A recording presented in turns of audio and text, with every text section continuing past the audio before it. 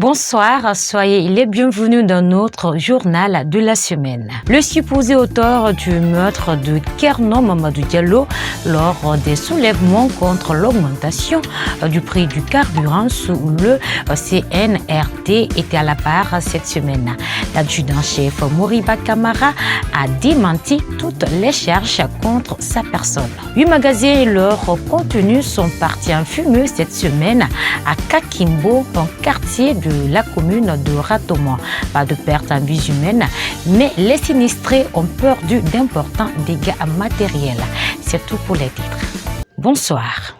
Le procès du policier adjudant-chef Moriba Kamara, présumé auteur du meurtre de Kerno Mamadou Diallo lors des émeutes contre l'augmentation du prix du carburant le 1er juin dernier sous le CNRD, s'est ouvert cette semaine au tribunal criminel de Dixine. Devant la barre, l'accusé nie toutes les accusations à son encontre.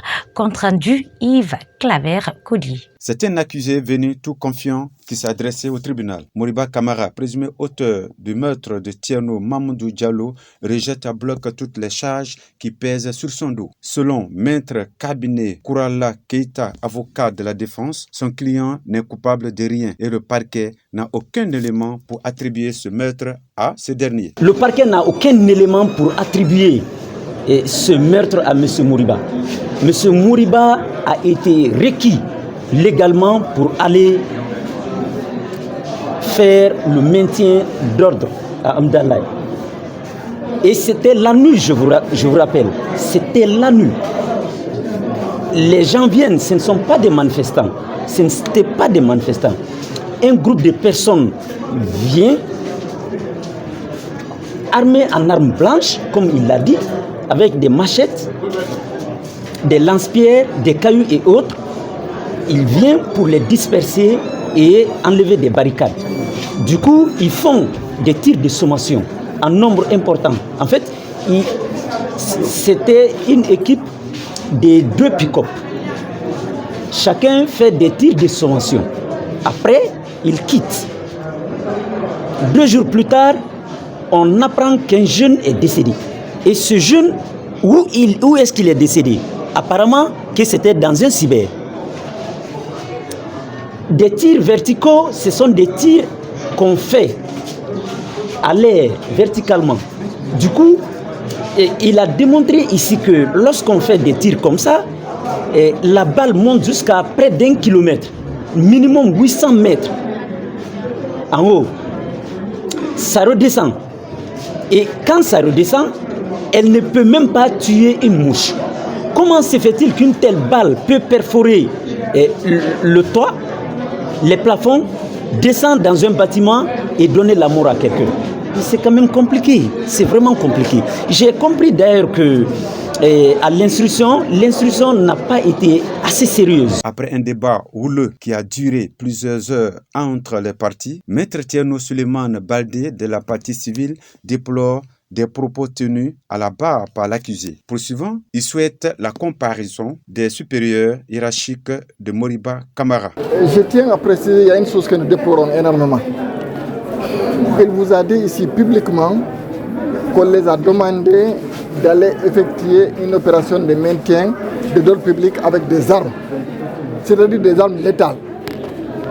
Ils sont envoyés pas pour disperser des manifestants, mais pour tuer. Vous ne pouvez pas envoyer des officiers de police judiciaire, des gens de maintien de l'ordre public sur le terrain. Ils ne disposent pas de bombes lacrymogènes, ils ne disposent pas de jets d'eau, ils ne disposent pas de matraques. Ils vont avec les armes PMK.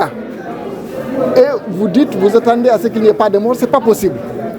On sait au niveau de la commune de Ratomo, pendant le régime de M. Alpha Condé, il y a eu plus de 260 personnes, de jeunes qui ont été assassinés.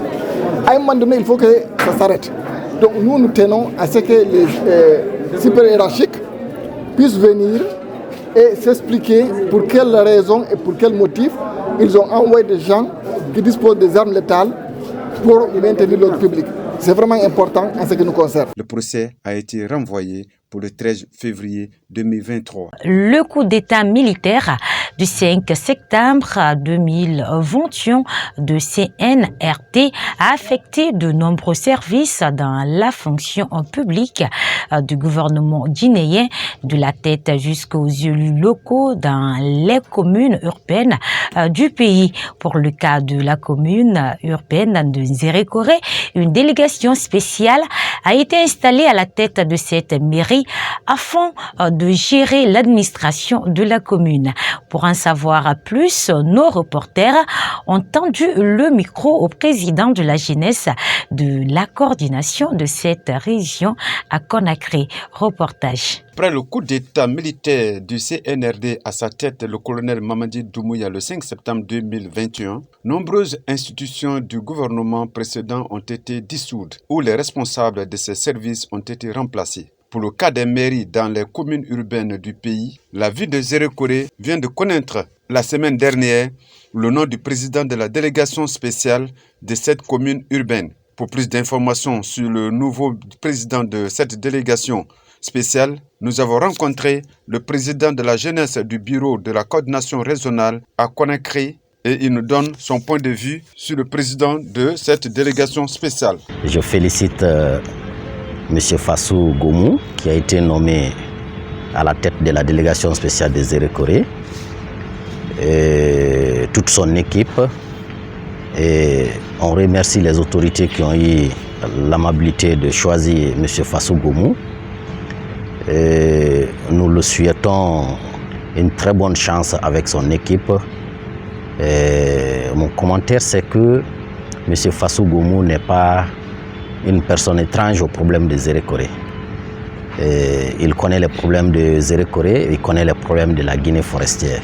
Il pourra, avec son équipe, faire l'épanouissement de cette commune urbaine. Pour cet enseignant-chercheur, le président de la délégation spéciale, M. Fassou Goumou, pourra amener les autres communes de la région à se mettre ensemble. Vous savez, pour fédérer les autres communes rurales et les communes urbaines, il s'agit naturellement du leadership de l'équipe qui est à la tête. Et je suis sûr et convaincu que l'équipe qui est à la tête, la personne qui dirige cette équipe, a un esprit de leadership.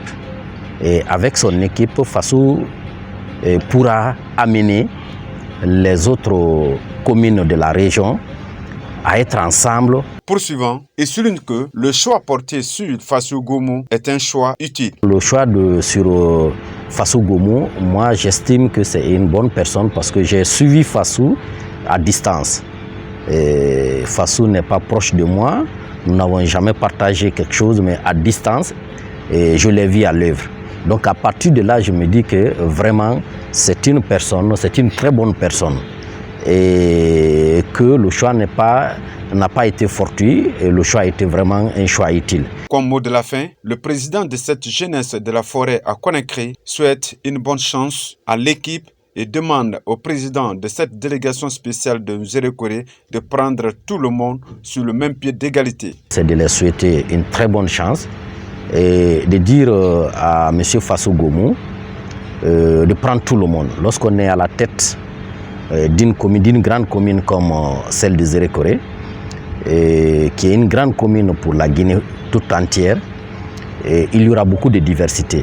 Mais c'est de profiter de cette diversité, que ce soit la diversité politique, que ce soit la diversité culturelle ou autre, de prendre tout ça en compte pendant sa mandature. Pour rappel, la ville de Nzérékoré est la capitale régionale de la Guinée forestière qui compte 22 quartiers et cette ville est située à 860 km de la capitale Conakry de nos jours. Je l'annonçais dans les titres, un incendie s'est déclaré cette semaine dans des ateliers de Rotin à Kakimbo dans la commune de Ratoma. Selon nos constats, les flammes n'ont causé aucune perte en vie humaine, mais elles ont fait d'importants dégâts matériels. Compte rendu. C'est aux environs de 3 heures du matin que cet incendie a commencé. Il a consumé sous son passage 8 ateliers et leur contenu. Selon nos informations, ces victimes ont perdu des milliards dans ce drame. Alia Kamara est routinier. L'incendie là s'est causé vers les environs de 3 heures du matin.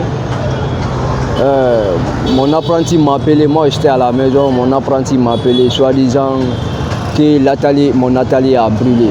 Vous voyez, donc compte tenu de cela, je me suis rendu sur le terrain. Exactement, j'ai trouvé l'action, vraiment, j'ai trouvé que les ateliers sont en train de brûler. Vraiment, on a perdu des choses, tous mes fauteuils, mes lits, les bibliothèques, les armoires, vous voyez, donc je l'ai tout perdu.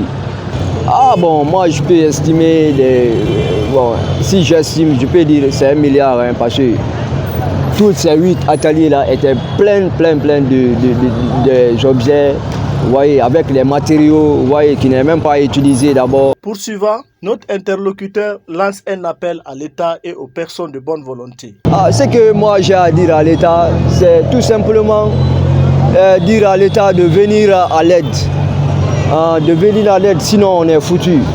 Vraiment, c'est tout ce qui nous a donné les commandes comme ça. Je ne sais pas si certaines vont pardonner, vous voyez, si certaines ne pardonnent pas, non, on ne sait pas. Vous voyez, donc je lance l'appel à toutes les personnes de bonne volonté de venir au secours en l'aide. Et on a des apprentis ici. Les apprentis là, on les a pris dans la rue pour ne pas qu'ils soient délinquants. Donc on les a juste gardés pour les encadrer, leur donner les bonnes formations pour ne pas qu'ils soient des délinquants. Donc pour ne pas que ces apprentis là arrivent à se disperser, vraiment j'appelle le colonel Mamadou Doumbouya de nous aider, vraiment de venir à l'aide. Sinon, vraiment, ça ne va pas. Abordant dans le même sens, Mohamed Diallo, un autre routinier, développe ici comment il a été informé que son atelier a pris feu. On ne peut pas tout calculer. Est-ce que tu vois ça? Moi, on a perdu beaucoup de choses ici. Tu vois, plus de 8 ateliers. Tout le monde a perdu les marchandises avec les meubles. Bon, c'est les enfants qui m'appelaient. J'ai un petit ici, Ibrahima Sori. Moi, j'étais à la maison vers 3 h du matin. Il m'a dit, grand, il y a le feu ici, il faut venir. J'ai dit, il y a le feu là, vraiment. À notre atelier, tout est brûlé presque. Moi aussi, je suis venu, j'ai vu que c'est le courant, j'ai demandé. Ils ont dit qu'ils ont vu le feu comme ça d'un seul coup. Bon, ils ont appelé les gens là, mais le temps qu'ils vont venir, si ça trouve que c'est trop tard. Tous les ateliers là sont brûlés maintenant. Ils sont venus quand même plus de 5,4 comme ça. Notre position maintenant là, c'est grave. Surtout, on a des commandes des gens ici. Est-ce que tu vois? J'ai beaucoup de commandes avec les gens. Même si les fêtes qui sont là-bas comme ça, ça c'est table pliante. Ils sont envoyés ça ici pour faire, comment je vais dire ça, faire la finition avec Rotin. Est-ce que tu vois ça? Donc tout ça là c'est des problèmes. Donc on veut aide. S'il n'y a pas aide, nous on ne sait pas comment on va faire maintenant. Voilà, mesdames et messieurs, c'est la fin de notre journal de la semaine. À tous, merci de l'avoir suivi. Merci également à Mangui Camara pour la réalisation de cette édition. Au revoir.